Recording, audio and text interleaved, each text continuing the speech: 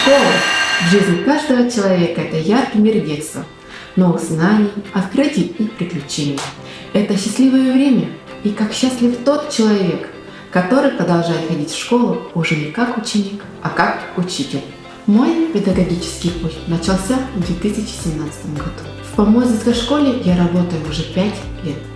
Несмотря на небольшой опыт, являюсь руководителем школьного методического объединения учителей истории и обществознания. Третий год подряд я являюсь организатором диктанта победы на площадке Помозинской школы. Ежегодно выступаю как член жюри школьного и муниципального этапа. С 2022 года я являюсь руководителем ППЭ по ОГЭ на базе Помозинской СОЖ. Мой педагогический девиз «Дорогу осилит идущий». Двигаясь вперед, шаг за шагом, преодолевая трудности, я приближаюсь к своей цели. Моя цель – вызвать у детей интерес к истории, пробудить в них желание изучать этот предмет, хорошо знать историю своей родины, стать настоящим патриотом своей страны. На уроках истории я применяю различные технологии преподавания, такие как технология социального взаимодействия.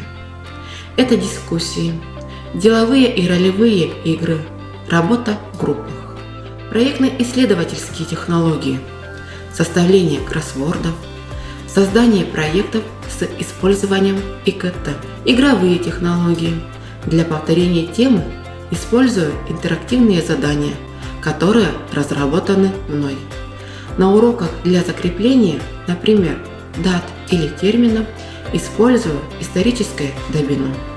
Технология проблемного обучения. Это вопросно-ответные формы, создание ментальных карт понятий.